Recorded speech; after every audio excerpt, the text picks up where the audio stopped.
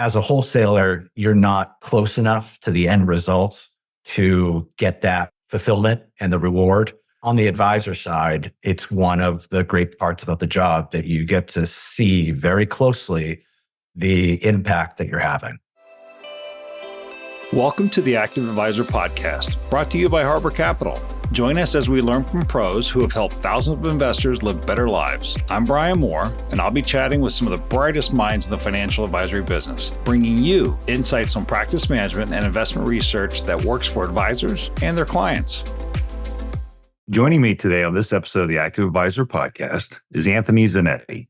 Anthony is a partner and financial consultant at Mardin Capital Group and brings a wealth of knowledge and perspectives with a rich background spanning 15 years in the financial services industry. Anthony's journey includes building his own wealth management practice and serving as a branch manager at Ameriprise, to his time in Texas with Eaton Vance, where he collaborated with financial advisors and clients to construct comprehensive individualized portfolios. Today at Mardin Capital Group, Anthony remains passionate about simplifying and organizing his clients' financial lives while emphasizing the value of lasting client relationships across generations. Outside of the office, Anthony serves on the board of directors for the Seacoast Community School and can be found enjoying the outdoors with his wife and two young children in the great state of New Hampshire. Welcome, Anthony, and thank you so much for joining us. Thanks for having me, Bryan. This should be fun. It is going to be fun. I know it's Friday. We're going to have a blast. Okay, now to get the conversation started, we typically like to start by asking, what's the first memory you have related to money or investing? So I have several. My parents talked pretty openly about money with my brother and I. I don't know if it was a conscious choice, but I played hockey my whole life and into college for a mediocre school. But hockey equipment was a big deal when you were young. So I was looking up to the high school and college and pro guys and obviously wanted to be wearing the same stuff that they were wearing. So when it came time to shop for hockey equipment at ages where you're growing out of it, basically every 6 months, my dad would say, these are the skates that I'm willing to buy. If you want to buy those skates, you can pay the difference. And it taught me to analyze if that was worth it to me. And I basically ended up making the choice that, no, well, let's go with the skates that you're going to buy. So I think at a young age, I learned the value of money, especially the value of my own money, my parents' money, and just what was worth kind of paying up for. No, it's actually it was a great learning experience. And I'm sure one that both your parents enjoyed watching you kind of figure out on your own and knew was going to teach lifelong lessons as well. Exactly. We can hit the fast forward button just a little bit. I'd love to hear a little bit more about your early career as a wholesaler and the journey that led you to make the career pivot to becoming a financial advisor. All right, that's a big topic. So I would break up my career into 4 chapters. The first chapter was working with a family wealth management team that was not my family. That was my internship and first job out of college. It's where I think I fell in love with the client meeting aspect of the job. Because of the family dynamics and my own personal goals, I knew that I wouldn't be able to get there as quick with them. And the more interaction I had with wholesalers, it became clearer to me that was a path I could potentially be successful at. My dad was a pharmaceutical sales rep. My uncles kind of worked out of their car in various jobs like that. So the idea of being able to do a similar job in finance was intriguing to me. I had no interest in getting my CFA. I didn't want to take out student loans for an MBA. So the wholesaling path, I felt like was the straightest line to my own financial goals, which was the focus at the time. So I went to Eaton Vance as an internal wholesaler. That was kind of like a Hunger Games sales desk with a bunch of people under the age of 30, a portion of those people competing for external promotions. In my late 20s, I was able to get the Houston, Texas territory. So I was dating my wife at the time. She got into grad school. I just got the job. We did 18 months long distance, and my territory was from El Paso, Texas to New Orleans, Louisiana.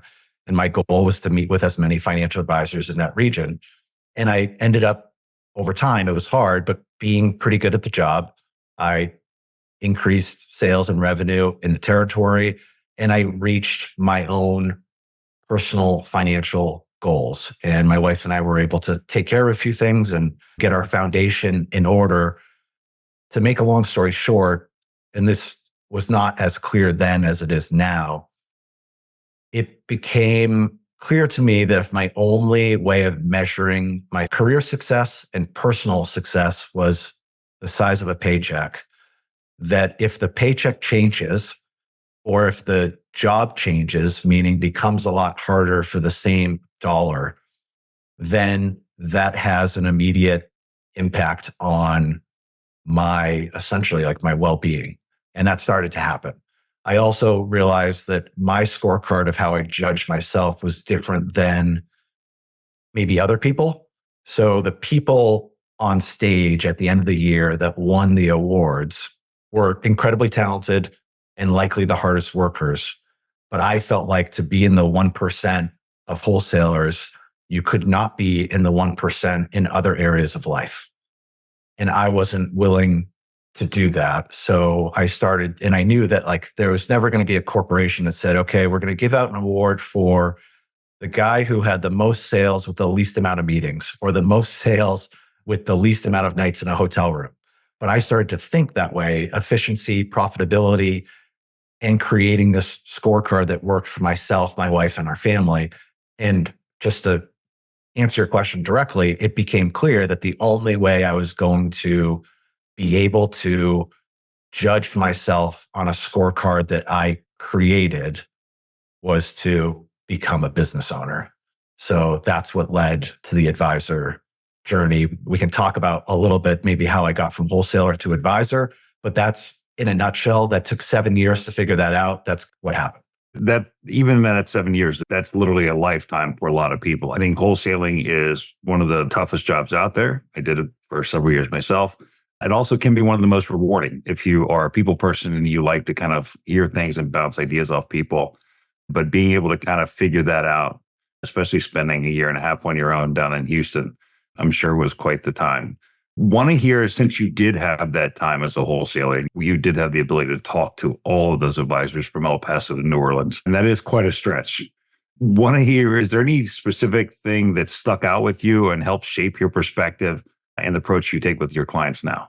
So Eaton Vance was channelized. I think they still are, which means that I covered a certain type of firm in that area. So I was on the independent side, but the definition of independent in the broker-dealer world is a broad spectrum.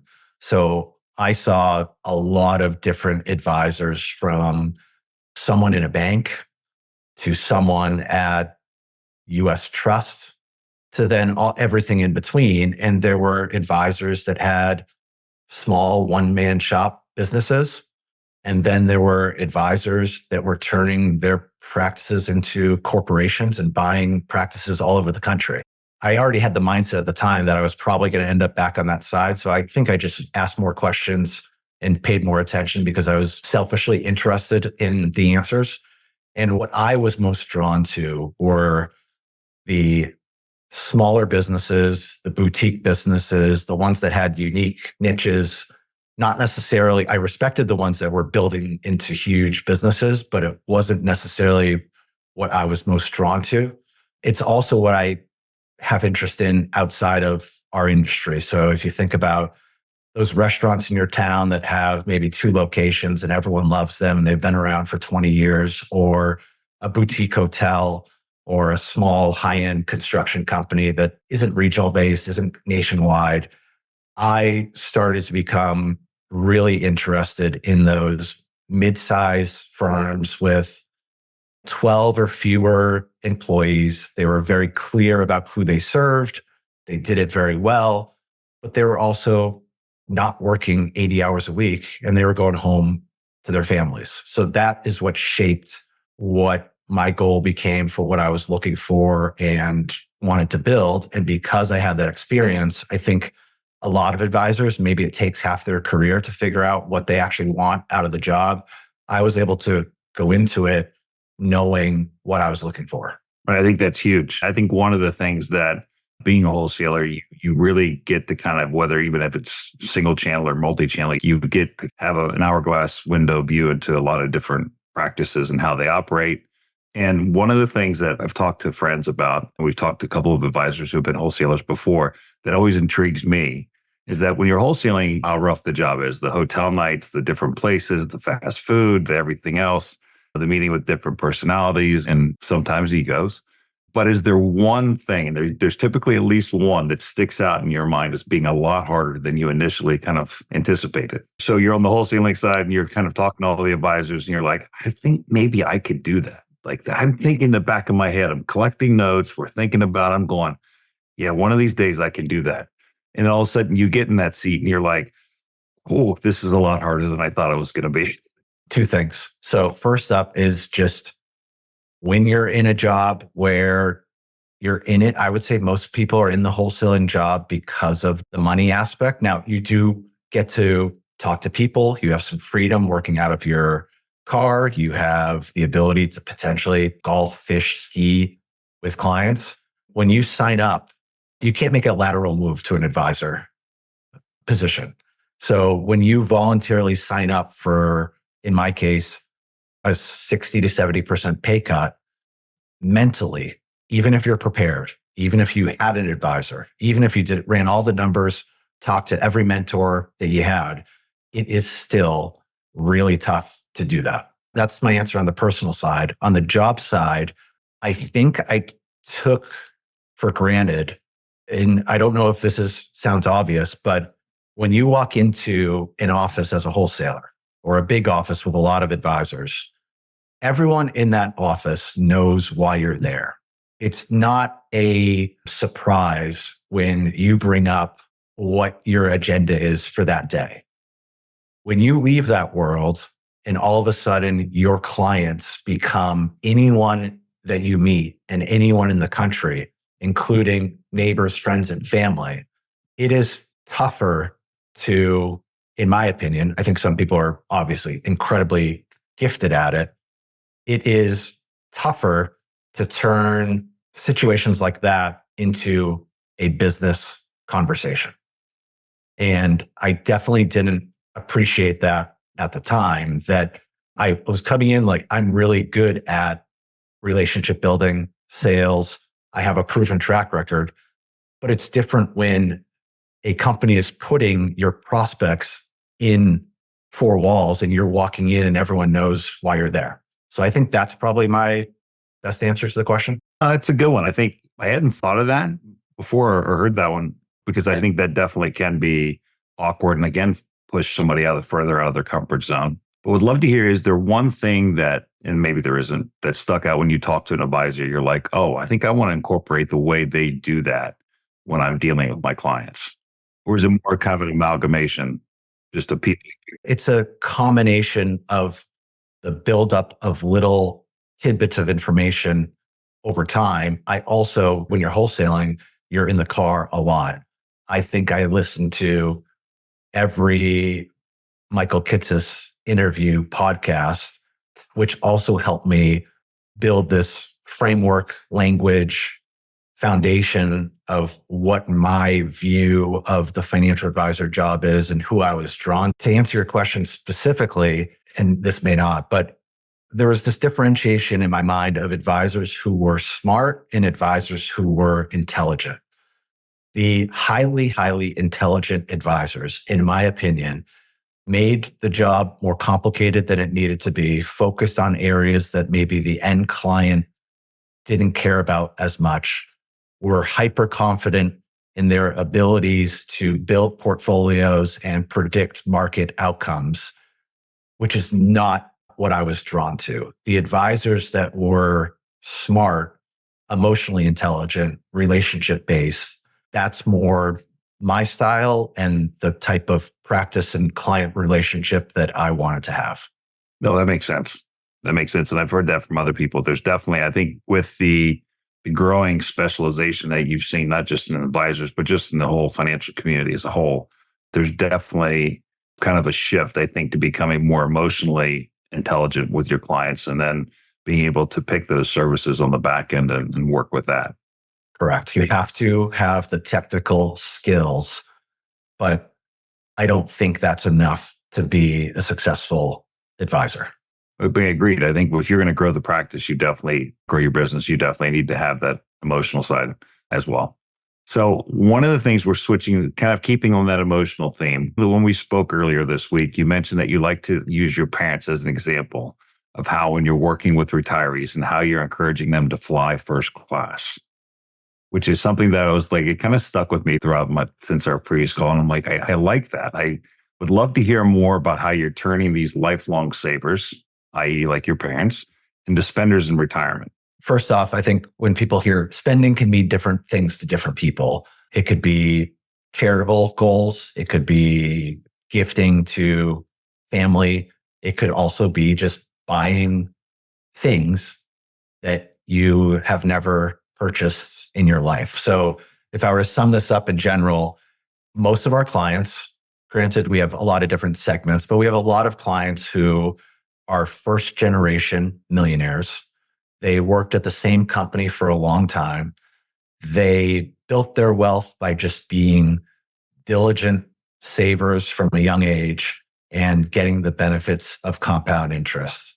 Later in their career, they end up making more money, getting big promotions, but their lifestyle is kind of already set. So they end up saving even more money. Maybe they also get a pension, which wasn't necessarily in their plans when they started saving into their 401k. So now they have a situation where they have a nest egg that is enough to retire, but they also have guaranteed income sources coming in.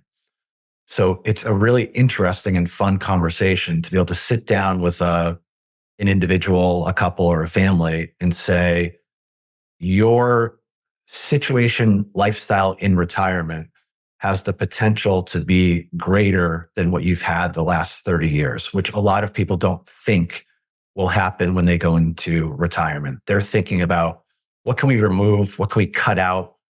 How watered down can we get our expenses? And then we sit down with them. Specifically, I think I have this perspective because I've seen it with my parents for 30 years. I'll give one example with my parents that I share with clients.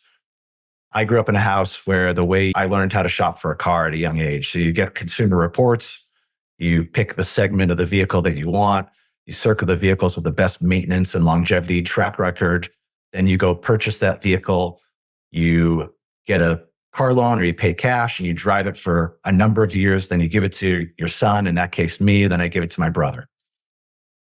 And you never buy leather seats because that's a luxury that is not practical. To be able to tell my parents or ask them the question in retirement and say, would you ever want to drive another car? Like, what about just a reasonable German car? Yeah, but the maintenance or something like that. What if you leased it? And that was kind of a sacrilegious statement to make in the household I grew up with. Like Dave Ramsey wouldn't say, lease a car. To be able to tell a client that you lived a certain way for the last 30 years, and now if you'll get joy out of it, you can do things differently, and give them permission to do it is incredibly rewarding. So I tell clients at every meeting that my biggest accomplishment as an advisor is getting my parents to lease a vehicle. And it leads to a lot of different conversations. Some clients, they also want to lease a car. Other people, it's a trip to Italy and you pay for the whole family to go. That's something they never would have done 20 years ago. Other people, it's, I want to gift money to my niece.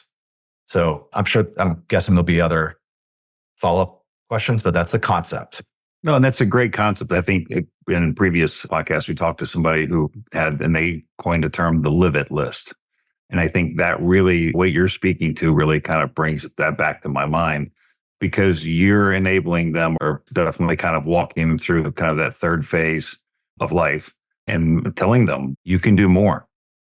Go out and kind of spend and do that. I was going to ask you what in your mind is the most rewarding example of that, but it sounds to me like you already mentioned your parents' one. Is there any other ones that stick out? Yeah, I'll give a second one. We met with a client recently who had a great career, but like all of our clients, lived modestly, lived below their means. She, in particular, didn't have any children, but she had nieces and nephews who were really important to her. And I've asked all clients, me being the new partner at the firm, one of the questions that I asked, which I think I stole from Brendan Fraser, who's a advisor coach, LinkedIn presence. I asked them the question, I call it the 2010 test, but it basically says, Bryan, if you had $20 million in the bank, and 10 years to live, what would you change? What would you continue doing? What would you start doing? And I really, try to get out of people what their answers to that question would be. This person in particular had a list of projects around the house, and she mentioned, I would definitely help out my niece and nephew and their kids. Now, her plan was to leave her estate to them. At some point in the meeting, I just said, if we could show you that you could do these projects around the house, basically give yourself a raise in retirement. So you're just getting a raise and a bonus from your own money, and help out your niece and nephew and their kids while you're living. So you get to see the benefit. And it's likely at the age where they need it the most. Would you be open? Would that be a productive conversation? And she said, absolutely. So we called her back in. We had this whole financial plan scenario. We showed her the projection of money left in scenario A, money left in scenario B, doing all these extra things. And I think within 5 minutes, we had all the necessary paperwork to make the changes and increase the paycheck and help out these other family members. As a wholesaler, you're not close enough to the end result to get that fulfillment and the reward. On the advisor side, it's one of the great parts about the job that you get to see very closely the impact that you're having. So that'd be an example. And that's huge. I think you get to see the benefit of kind of the whole workflow and all the hard work that's been put in by everybody. And I think that's got to be extremely rewarding. It is. It's the best part about the job and the reason why I made the change. Excellent. Well, let's lean a little bit more into that change. Essentially, you're the new guy at a firm. We've had clients that have been with the firm for over 10 years. What are some of the ways that you're trying to close that gap, the time gap, and build trust with those clients? So in some cases, so Tim Mardin, his name is on the door. He started the firm about 20 years ago, and some people have been with him since day one. Being the new partner, I think to answer, the only way you can build trust in a relationship is to genuinely do it, and it takes time. I think there are certain things that I've been trying to do to potentially speed up that process. So when you're new, you have to think about ways to demonstrate credibility, and especially demonstrate credibility in ways that I guess I'm good at or comfortable doing because of wholesaling. The video stuff, the speaking engagements are fairly normal and comfortable for me. So anytime we have an event, a client event, a virtual event, I try to be the one that's leading it to just get that extra face time. If you're only relying on 2 or 3 meetings a year with clients, it's going to take longer. I've also started a monthly video series where I pick a chart that I found interesting on a topic that most people are aware of, but don't necessarily understand. And I do a 3-minute video on the topic, and that goes out to all of our clients via email. The response has been pretty good to that. In client meetings, I try to bring up my upbringing and my parents. Because my parents are so similar to our clients, I feel like the more that I share stories about them, it helps give me that credibility and authenticity that they can, even though the folks I'm sitting across from are older, it makes things more relatable when they know that my life outside of work is pretty similar to theirs. Well, one of the things that not everybody has, but I know you do, speaking with you previously, we learned that one of your strong suits is organization. And since you're on the independent side at Mardin, you have to think now about everything involved that goes, or everything that goes into running a successful business. How do you organize your time to be as efficient as possible? So the organizational skills have been there since I was pretty young. I was born with it, but they've evolved on the career side of things. As a wholesaler, I felt like the only way to do the job and make it a little bit easier is to be organized. When I left there to get that bridge job with Ameriprise as the branch manager, that was really my first taste of the corporate world. I had someone I reported to who, in my mind, was the closest thing to an executive that I spoke to often. And the way he ran his calendar with his team was just super impressive to me. And this concept of a model week got ingrained in my head of basically having blocks on the calendar, Monday, Tuesday, Wednesday, Thursday, Friday, and sticking to that. I think based on the prior topics, you realize that I needed the control. You don't get that in the corporate world. So what I was able to do is bring the structure in the organization from the corporate world. But now as a business owner, I am 100% in charge of what's on the calendar. Meaning when you're in the corporate world, the calendar gets filled up with things before you put the things on there that you want on there. In my world now, the calendar is blank when I start the year.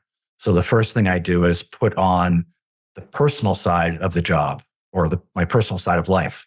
So it's the days that I pick up the kids or drop off the kids. Then my gym times go in there. Then everything else gets built around that, not the other way around. So what I've landed on is Monday is team meeting, leadership day. So it's conversations with other team members. It's our group meetings. Tuesday, Wednesday, Thursday is when we meet with clients and prospective clients. And then Fridays, I try to keep as open as possible. It could be networking. It could be free time. It could be thinking time. And then it's likely follow up and preparation for the week ahead. We're still getting there, but I would say I'm 80% there. And the fact that I'm in control of my calendar is just such an important part of the job. It just really helps me have it not feel like a job anymore because it's all my decision of what's on there. That's great. And I think it definitely probably helps add a level of comfort to everybody in the office with not only yourself, but also the clients with you as well. Yeah. So what we're trying to do is take that level of that predictability, those expectations, and translate that to the client experience. So if clients know when they come into each year what they can expect from us from a contact frequency, a meeting frequency, what the topics will be in those meetings, I think it leads to a better experience, a better relationship. But from a business owner standpoint, you also tend to get less inbound requests, reactive requests, because clients start to learn when they will hear from you and what topics will be discussed. And they start saving those questions for those meetings. So part of what I'm trying to do is improve the client experience, but at the same time, it also improves the employee and business owner experience as well. Oh, that's great. Love to hear, are there any other areas of the business that you're focused on building or enhancing at Mardin? I think this is the case for a lot of advisory practices who go above and beyond from a planning standpoint. And if they've only been in the independent space, they can almost, I don't know if they think as highly of their business as they would if they were as aware of the competition as I was because I saw it as a wholesaler. So again, if you've done the wholesaler job, you've seen the spectrum, you've met hundreds of advisors, you quickly realize that if you had to refer one of your advisors in that territory to a family or friend, you're probably only going to refer less than 10% of the advisors that you come in contact with. If you've been in the independent side since the beginning, you're not sitting next to other advisors on a daily basis where you're saying, oh, I'm doing way more than that person, or I'm delivering way more value than that person. I think what I came in and noticed was the financial planning, the tax planning, the knowledge, the technical skills that Mardin Capital Group had was far superior to, in my opinion, just for all the people that I've seen, than most of the advisors that I came in contact with. So I think I kind of gave myself the responsibility of how do we make sure that we're telling that story and getting credit for everything that we're doing? At the end of the day, if you do these 10 or 12 things for clients, but they aren't aware of it or aren't reminded of it, we're kind of missing some of the opportunity there. So a big part of my role has been, how do we communicate the great work that we're doing to make sure that we're getting credit for it? And hopefully have clients realize that what they're getting from us is different than the majority of advisors out there. And I'm sure it is. Without a doubt. I have one more question for you. At Harbor, we're firm believers in active management, though it is important to acknowledge every financial expert has their own unique perspective. From your experience, I guess, of both on the wholesaling side and the advisory side, what is your take on active management, and where have you observed it making the most significant difference? So I think like a lot of things, the answer is probably in the middle. It's a combination. It's a balance. I feel like if you've done the wholesaler job for whether it's internal or external for, let's say, a decade, you end up leaving that world going one or two ways. Either you are obsessed with the investment side of things, the story, the next great fund, where the manager came from, or you lean the other way, which you tend to believe that simple is better. There's a lot of people overcomplicating things.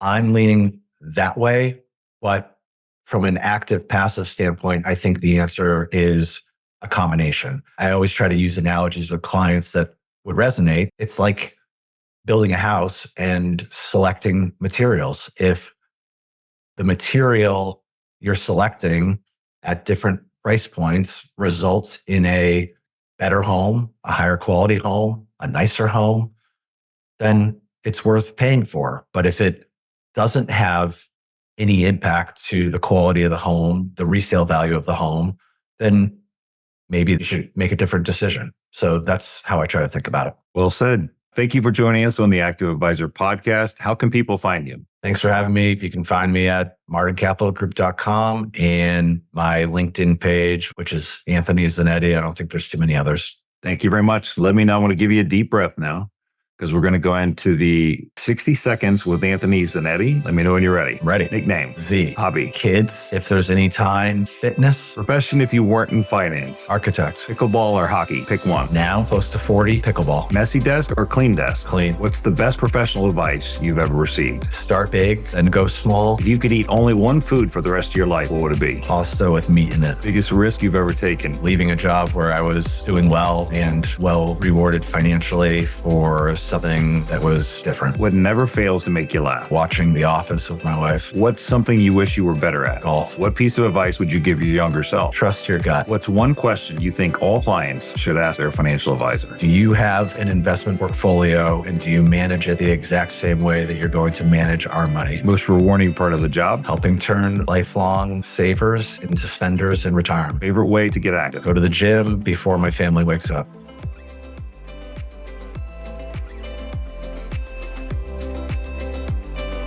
Whether you're a seasoned advisor or just getting started, the Active Advisor, brought to you by Harbor Capital, offers professional insights for the financial advisor community. Visit us at harborcapital.com to learn more. And don't forget to subscribe to the Active Advisor on Apple, Spotify, Google Podcasts, or wherever you listen to podcasts to stay up to date on investment trends, tried and tested research methods, and what your industry peers are up to. From all of us at Harbor Capital, thanks for tuning in.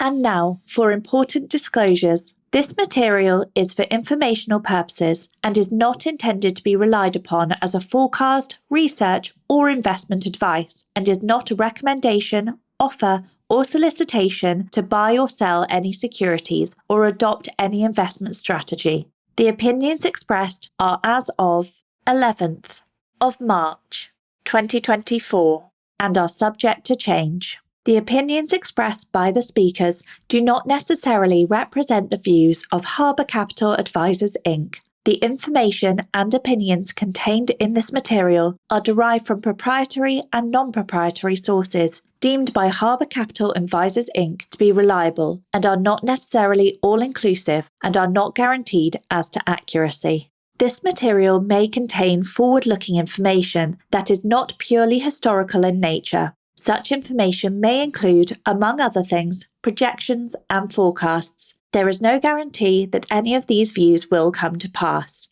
This material may not be representative of the experience of other individuals. Reliance upon information in this material is at the sole discretion of the viewer. This material is not legal, tax, or accounting advice. Please consult with a qualified professional for this type of advice. Investing involves risk, including the risk of loss.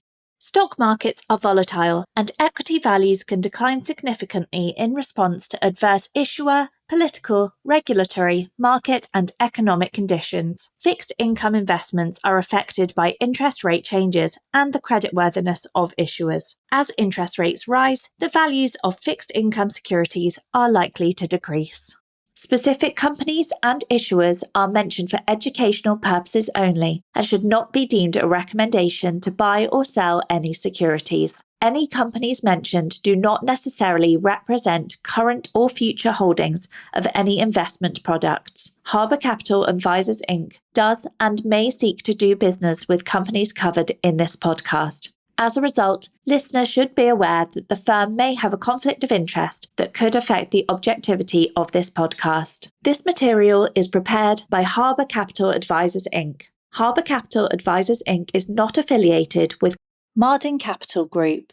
All trademarks or product names mentioned herein are the property of their respective owners. Copyright 2023 Harbor Capital Advisors Inc. All rights reserved.